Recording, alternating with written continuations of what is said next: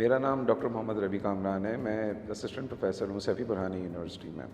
बहुत से लोगों का आजकल एक सवाल होता है कि दर्द के लिए, पेन मैनेजमेंट के लिए हम ऑर्थोपेडिक को रेफ़र करें या हम जनरल फिजिशियन के पास जाएं, लेकिन कोई भी फिज़ियोथेरेपिस्ट के पास फ़र्स्टली जाना पसंद नहीं करता और या उसको अवेयरनेस नहीं है। तो बेसिकली लैक ऑफ अवेयरनेस की वजह से फिज़ियोथेरेपिस्ट जो है वो हमेशा सेकेंडरी साइड पे रहता है। Pain killer is not a treatment. Pain killer, आपने एक पेन है, आपने उसको सबसाइड कर दिया इनऑर्गेनिक वे में, फिर आप जब आपको इनऑर्गेनिक वे में जब आप मेडिसिन्स लेकर जब आपको और कॉम्प्लिकेशंस स्टार्ट होती हैं तो फिर आप ऑर्गेनिक की तरफ शिफ्ट करते हैं। बट आप जहाँ नहीं जाते वो फिज़ियोथेरेपिस्ट के पास नहीं जाते, और फिज़ियोथेरेपिस्ट के पास जाना आपके लिए बहुत फ़ायदेमंद होता है। हमारे पेन मैनेजमेंट के कुछ टूल्स हैं, लेट्स से हॉट थेरेपी या जिसको हम हॉट पैक्स कहते हैं, hot and cold therapy, electrotherapy जिसके अंदर हम टेंस मशीन यूज़ करते हैं, ट्रांसक्यूटेनियस इलेक्ट्रिकल नर्व स्टिमुलेशन, या फिर हम अल्ट्रासाउंड थेरेपी की तरफ जाते हैं। तो हमारे पास ऐसे बहुत सारी मोडेलिटीज़ हैं, हमारे पास बहुत सारे इक्विपमेंट्स हैं जिनको हम यूज़ करते हैं for just pain management.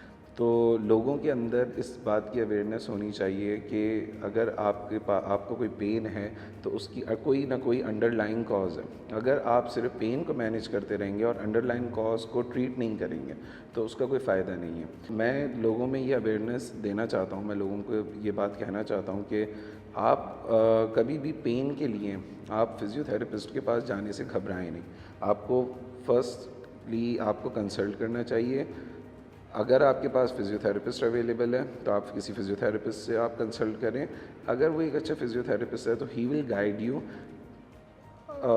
To the respective physician कि यहाँ पे आप लेट्स सपोज़ कि ऑर्थोपेडिक का केस है तो वो ऑर्थोपेडिक के पास आपको रेफ़र कर देगा। तो हमारे पास फ़िज़ियोथेरेपी में बहुत सारे कंपोनेंट्स हैं, सिर्फ पीड्स की फ़िज़ियोथेरेपी नहीं होती, सिर्फ एल्डरली लोगों की फ़िज़ियोथेरेपी नहीं होती।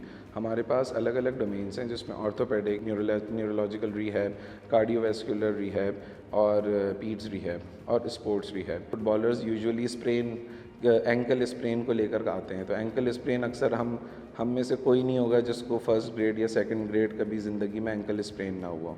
तो हम ऑर्थोपेडिक्स और डिफरेंट हम जनरल फिजिशियन से कंसल्ट करते हैं, बट हम किसी फिज़ियोथेरेपिस्ट से कंसल्ट नहीं करते।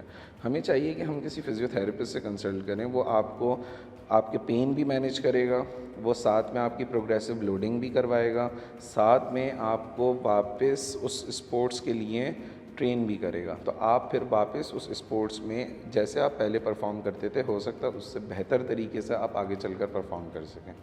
क्योंकि फ़िज़ियोथेरेपिस्ट जो है वो सिर्फ़ एक छोटा सा डोमेन नहीं है, वो सिर्फ़ आपका पेन मैनेजमेंट या सिर्फ़ आपका ऑर्थोपेडिक इंस्ट्रक्शंस को फॉलो करने का नाम नहीं है। Physiotherapy is a vast field, एक बड़ी अम्ब्रेला है।